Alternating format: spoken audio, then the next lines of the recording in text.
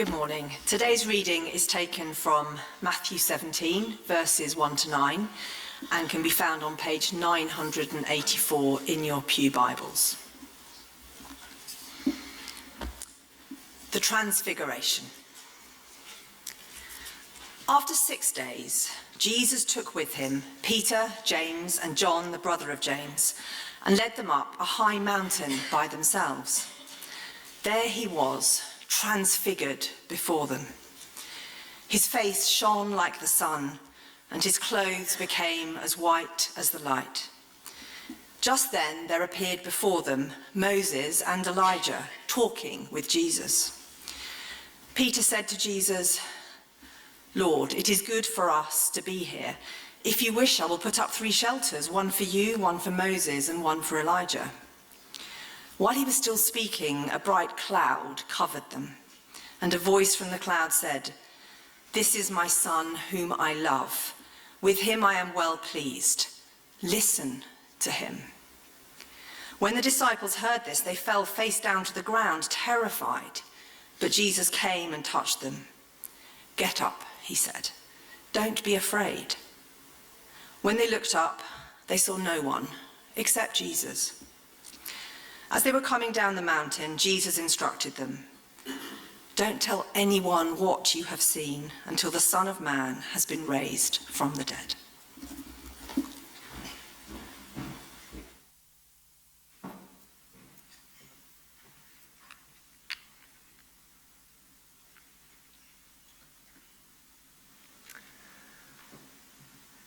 We've been thinking about friendship, the gift of friendship. And this is, if you like, the final gathering up of what we've been thinking about and learning together on this theme of friendship. So we finally reached the end of the story of the boy, the mole, the fox, and the horse. And was it a good ending? Yeah.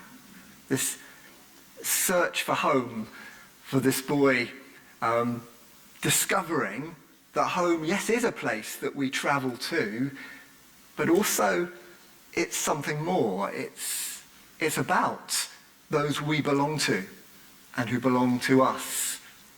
Friendship is about homecoming.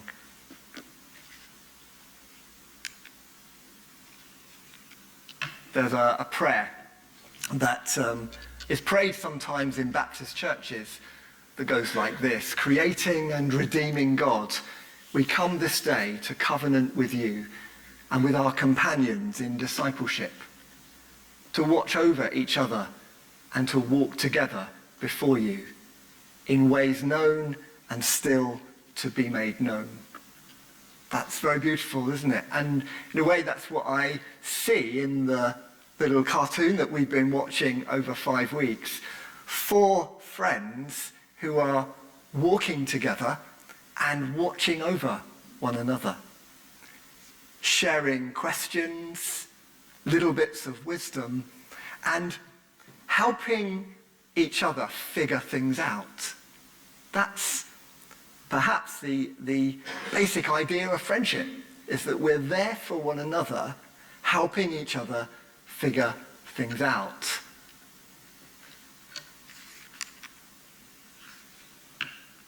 God is faithful, who has called us into fellowship with his Son, Jesus Christ, our Lord. The fellowship of Jesus, the community of Jesus Christ, a circle of friends, fellow disciples on the road, helping each other figure things out as we travel home. Jesus appointed 12 disciples. It's a fairly well-known fact, that they might be with him and that he might send them. In one of the earlier sermons, we heard the story of Jesus gathering his first disciples up and noticed a few things. We noticed that they weren't just a means to an end. Jesus had a mission which he shared with them, but his fellowship with them, this being together, was a vital part of Jesus fulfilling his ministry. Look at those words with me. He appointed 12 disciples that they might be with him and that he might send them. There are two things there, and they're both important. That we might be with Jesus, that they might be with Jesus. Living together, eating, drinking, laughing, crying, friends. That's the deal. We're not called in the fellowship of Jesus to just be instruments in a cause. There's something warmer, deeper. Friends of Jesus. Jesus would later call his disciples friends. I call you friends. That's what you are. This being with Jesus is there for all of us as friends of Christ, as called ones. But notice too, the sending, that there's purpose to this fellowship, to this circle of friends. I think I showed you this before. It's a little picture in my study, and it captures a scene from The Lord of the Rings. And you see the words of the text are there in the background. And you see the 9 companions walking across a bridge, and they're moving with purpose. They are the best of friends, the kind of friends that have each other's back, that are there for each other, that would lay down their lives for one another. We're talking strong friendship. But they also move with a common purpose. And this is what Jesus gave his first disciples and what he gives to us. He brings us into communion with himself, close, deep communion, and he gives purpose to our lives. One might say he invites us into a bigger story than we would otherwise live. What Kevin shared with you was him stepping into that bigger story, because his life is, well, it's more than about him. It's about certainly those friends and those he loves and who love him, but then there's a reaching beyond that to bringing the good news of Jesus Christ, the love of God, to those around him, and a homeless man who God drew him to. Kevin, when you did what you did, when you responded to the Lord, you were stepping into that bigger story. You were moving with the purpose of God's kingdom.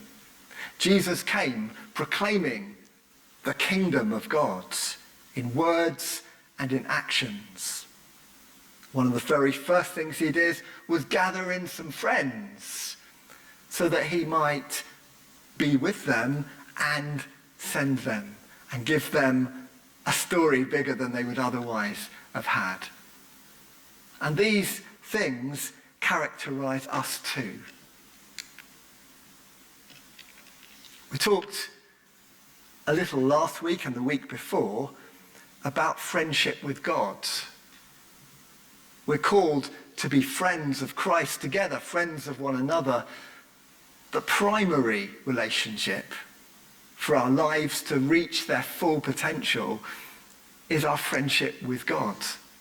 There's the words that you just quoted, Kevin, to act justly. What does the Lord require of you? What does God basically look for in his people? That we might act justly, love mercy, and walk humbly with him.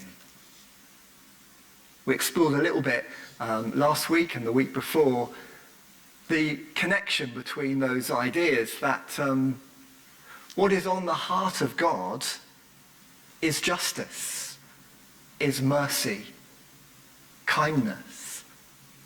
As we walk with him, as we get to know God and spend time with him and listen for his voice, we will understand what is on God's heart. Our hearts, if you like, will beat with his. Really important that we see that last bit, the humble walk with God, that we get that it's in our communion with God that we find direction, energy, the nerve, the courage to step out and to serve him and to serve those around us. Friendship with God. I was recently at an event celebrating my brother's ministry. Okay, my brother's also a minister in a church in Portsmouth, and he's just reached his retirement from that. He's 28 years he served in Portsmouth, began with a handful of people, and now a church of hundreds and hundreds of people, a multicultural church. But he's reached the point where he needs to set that down, and he's going to move on to other things. He won't hear the word retirement. He says, I don't do retirement, I do refirement. And so my brother he's ready for the next chapter, for the next season, for the next bit of the story, if you like, that he's living in. But it was a real honour to be part of this event as the church was celebrating those 28 years, and they did a kind of "This is your life" moment, and it was fun. I was called up as his brother, and I remember I got up next to my brother and his wife. I said, "Andy, we go back a long way." And he said, "Yeah, absolutely." He says, "You were waiting for me." I said, "I was waiting for you." And I began to just express my love and admiration for my brother. And my brother's kind of a bit of a wild thing. Honestly, I think I said to him as I was talking to him, you were really kind of wild and wacky and out there when you were a teenager, and basically you've just carried on being that through adulthood. Except that now the wild and the wacky and the audacious stuff that you do is all part of this big story that God gives us to live in. It's all for him. It's all for justice. It's all for mercy, to see God's kingdom come. But the thing I most admire about you, Andy, the thing that most inspires me, is your heart for God and your readiness to let him do his work in your heart. Out of that communion, that humble walk with God, comes all this audacious kingdom stuff. There's a figure in the Old Testament, fairly well known, Moses. Who's heard of Moses? Yeah, you've heard of Moses. Interesting that he is described at one point in his story as a friend of God. It says of him, of Moses, that God and Moses spoke as a friend, as friends speak. God spoke with Moses as a man speaks with his friend, friendship with God. And that is what we're all now called to find that friendship with God that makes our life bigger, the story that we live. Now Moses turns up in the story that we heard today. This friend of God is there in this very mysterious and strange tale atop a mountain, often called the Transfiguration. And in fact, today, it's Transfiguration Sunday. Happens every year. This event in the Bible is remembered with a whole day. And it always happens just before Lent begins. Transfiguration. Jesus atop a mountain, and there is Moses, strangely, who died many years before, but there he appears with Jesus and Elijah, the great prophet of old, and there they are talking with Jesus as the disciples look on in absolute wonder and fear, if truth be told. Jesus, Moses, Elijah, together, shining brightly. It's a dazzling and awe-filled moment.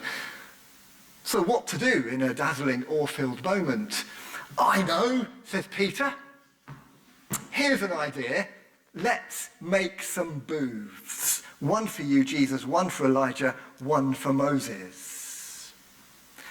The storyteller tells us that Peter didn't know what he was doing, didn't know what he was saying.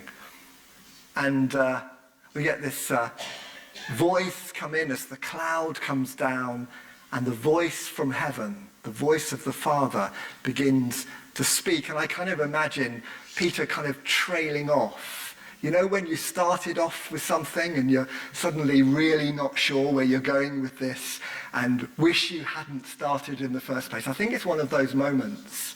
But the voice of the Father speaks, "This is my beloved Son, and I am delighted with him.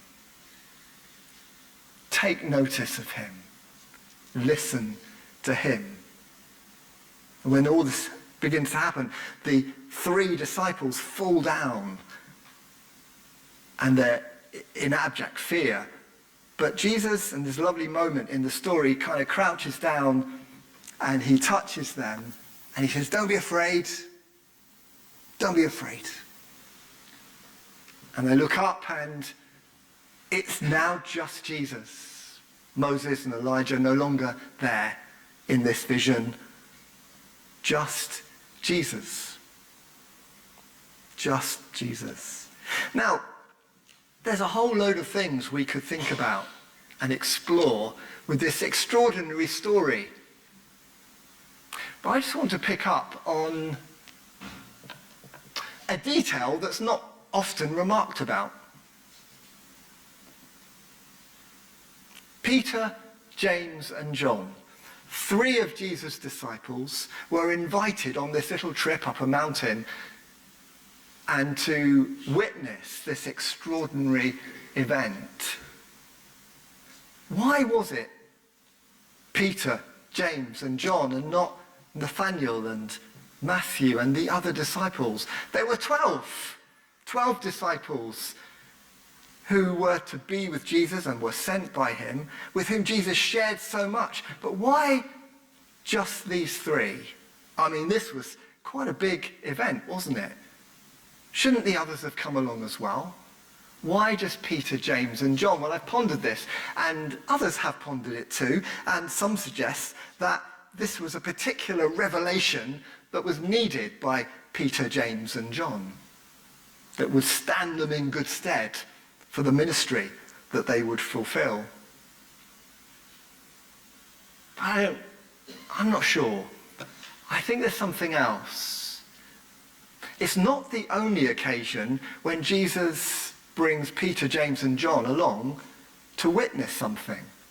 There was the healing of Jairus' daughter, actually raised from the dead. And then there was Gethsemane to come. Gethsemane, the garden where Jesus is in agony, facing his death, which is imminent. He sweat drops of blood, we read. He was in anguish of soul. And it's this moment that Jesus brings Peter, James, and John along with him and asks them to watch and pray as he falls to his knees and pours out his heart, his soul in anguish. They fall asleep. The three disciples whom Jesus wanted there, they kind of let him down, really. He comes back and they're sleeping. And he says to them, "Could you not watch? Peter, could you not watch with me 1 hour?" And do you know what I see there? I see Jesus wanting with him his closest friends. that there was something about his relationship with James, Peter, and John that didn't devalue his relationships with the rest of the disciples, but it seems to me that there was a deep friendship here, a closeness. Now, I don't know how you react to that thought. Does that feel wrong somehow? You know, Jesus having his favourites maybe, or maybe it makes Jesus seem weaker than we want him to be. That he wanted these three men to be with him in those moments. But the more I thought about it, the more it seems to me that this doesn't present a weak Jesus, but a Jesus who is fully human. Because it is a human thing to need to be in community, to be in friendship, and it is a human thing for some of our connections to go deeper than with others. My sense is that's what's going on here. So closest friends, I think so, yes. And if Jesus needed companions and friends, and some who walked just a bit closer, then for sure we do too. I'm coming to the end, and I want to just gather up a little bit of the journey that we've been on, thinking about friendship for good.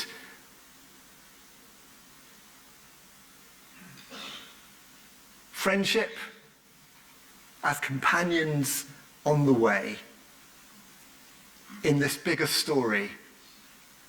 Open, honest, real. Centered on Christ and his kingdom. Prayerful. Committed to spiritual growth. Crossing barriers. Kevin, what you did was cross a barrier. Because the way God brings us into fellowship with one another and keeps adding to that fellowship crosses all kinds of barriers, generational, ethnic, and covenantal. There are some friendships in the Bible where there was actually a kind of covenant, a formal covenant of commitment to one another, and sometimes that's an appropriate thing. I want to just move to a close with a couple of practical ideas. How do we grow in friendship as followers of Jesus? Here are 3 things to think about. 1 is to practice honesty, openness, and being real with one another. Another is to give thanks for those who have been friends to you in the journey so far. If you look back over your life, who have been friends for you, with whom you could be open, honest, real. And do a little traveling together, helping each other in your spiritual life. And a third thing that you might want to think about, to consider what friendships for good might begin or develop for you, and what steps you might take.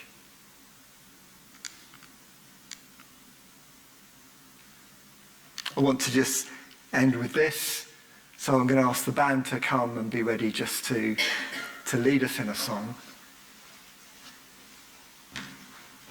Father, thank you for your beautiful, multicultural, intergenerational family, gathering today in so many countries. Revive and sanctify us, I pray.